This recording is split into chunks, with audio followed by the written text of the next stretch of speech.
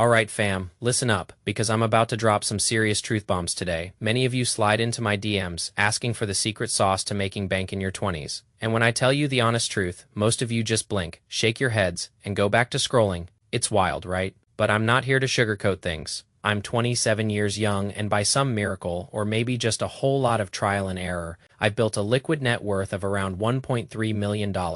Not boasting, just setting the stage. And today, I'm sharing the 10 undeniable, brutally honest lessons that got me here. This isn't some textbook mumbo-jumbo or recycled finance bro advice. This is the stuff I lived, breathed, and sometimes cried over. Every single one of these points. And yeah, some of it's gonna sound straight up bananas. Counterintuitive, maybe even a little offensive to your delicate sensibilities. But I promise you, every single word is real. It's the playbook I wish someone had handed me years ago. I'd probably be sipping pie-fia coladas on my private island by now if I'd known this sooner. So buckle up, buttercups. Let's dive in. Point number 1. The dumber you are, the more money you're going to make. Now before you start throwing virtual tomatoes, hear me out. I'm not talking about IQ points or common sense. I'm talking about book smarts. The kind of academic intelligence that schools love to parade around. Your GPA, your fancy degrees, the accolades on your resume. Honestly, they mean squat when it comes to making real money. I genuinely don't care if you graduated summa cum laude or barely scraped by.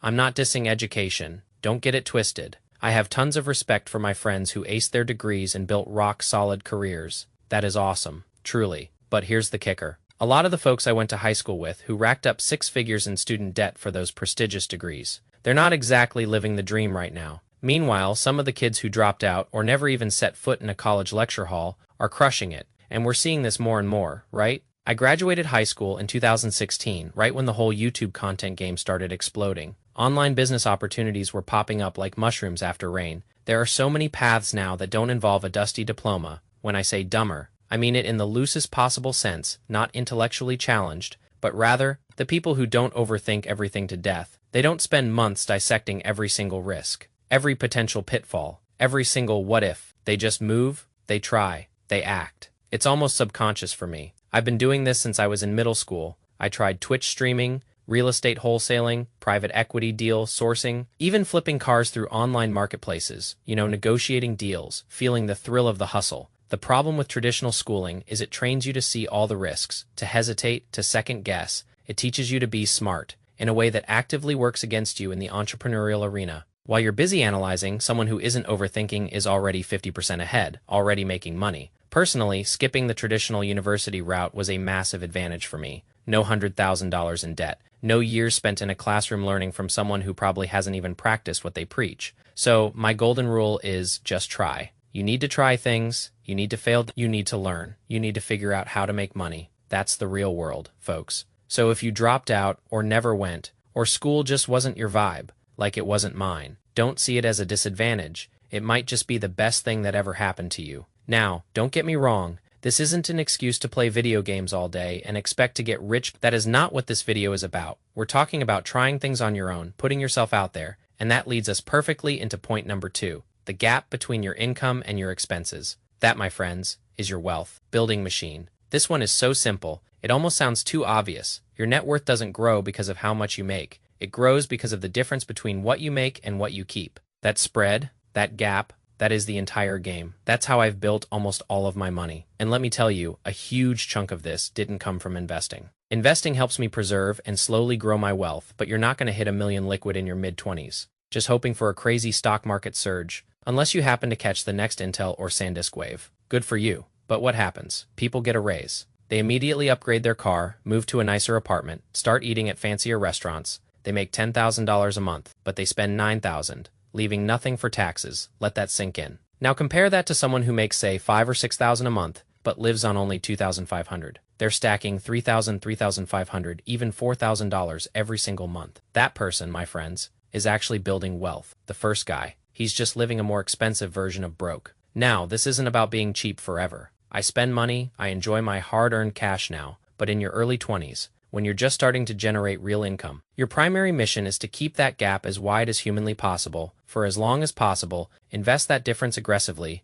let it compound, and once you've built a solid foundation, then you can do whatever the heck you want every time you get a raise. Or your business takes off, fight that primal urge to immediately upgrade everything. Let your income sprint ahead of your lifestyle. Everything else becomes infinitely easier. Your life will get 10 times smoother. That's how you build a number that actually means something. Okay, point number 3. Most men in their 20s should not want to get rich. And I know that sounds like blasphemy in this era of hustle porn and instant gratification. Everything social media tells you should probably do the opposite. We all know that guy who had one big year, made a ton of money in 6 to 12 months, maybe a lucky trade, or an e-commerce brand that blew up. I know a few of these guys. They felt like kings for a hot minute, and then poof, it is all gone. They spent everything, sometimes even more than everything, ending up in debt. I've seen this movie play out countless times, and it's not entirely their fault. Getting rich quickly is something most people are simply not prepared for. I know I wasn't. If I'd made the money I have now, even a couple of years ago, when I was 21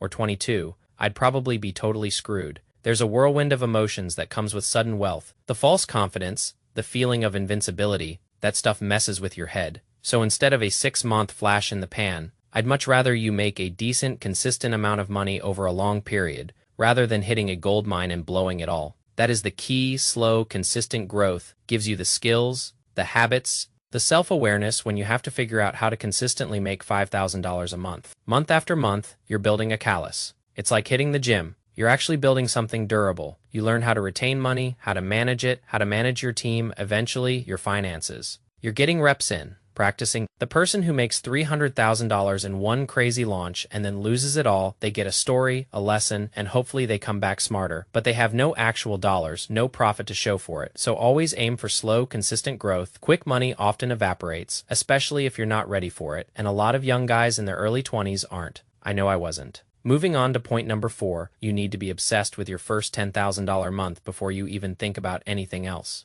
Okay, stop dreaming about millions, stop fantasizing about massive exits or a $2 million net worth. I want to build $1 million business. I want to retire by 30, the people saying that haven't even figured out how to make $10,000 in a single month yet. $10,000 a month is the goal. That's your first major milestone. And it is not because 10,000 is some astronomical figure. It is a good amount of money, yes, but it's because the process of getting there teaches you pretty much everything you need to know to go even further. If you can consistently make $10,000 a month, it means you either know how to sell, you've learned what people genuinely pay for, you know how to consistently deliver a service or product, and you've learned how to handle money. There are so many valuable lessons baked into making that amount. It is not $100,000 a month, but it's enough to get your feet wet to truly scratch the surface. None of that learning happens when you're just dreaming about 8 figures or $1 million net worth. I know my video titles often grab attention with those big numbers, but take it with a huge grain of salt. I wish I could make videos titled, How to Make $10,000 a Month, but they just don't perform well. So I'm telling you now, hidden within this rant,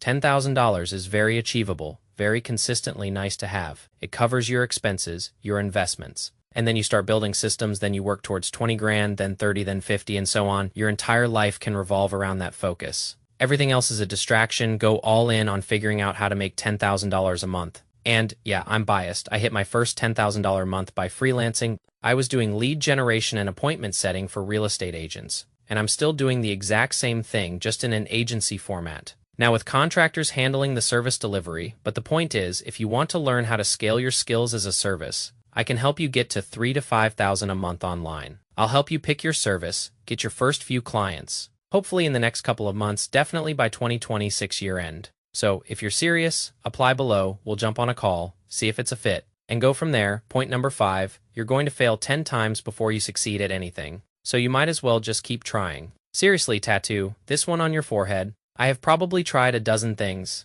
Maybe more when I was a teenager, 10 plus projects, some I poured a ton of money into, but mostly a ton of my precious time, which back then was technically money, because I could have been working a minimum wage job in high school, but I didn't. I made nothing. Most of that energy went nowhere. All it took was one. My agency, my dad and I went back and forth on this constantly. He is a great guy. We have an awesome relationship now, but he just didn't fully grasp what I was doing. He was like, dude, you gotta get a job. You gotta go to school. From the outside, it probably looked terrifying. Nobody knew what the heck I was actually doing, but I kept pushing, and eventually one hit. And a lot of people mess this up. They think success is a straight line, but it is not. It is the training. Every single time I did something that didn't work, I learned something invaluable. I learned what not to do. I learned about sales, about marketing, about people. I built the ability to take a punch, get knocked down, and then keep on pushing forward. That's what so many people lack. They get one setback, and they're like, all right, I'm out. Entrepreneurship is too hard. It is like, of course it is hard, dude. Of course it is.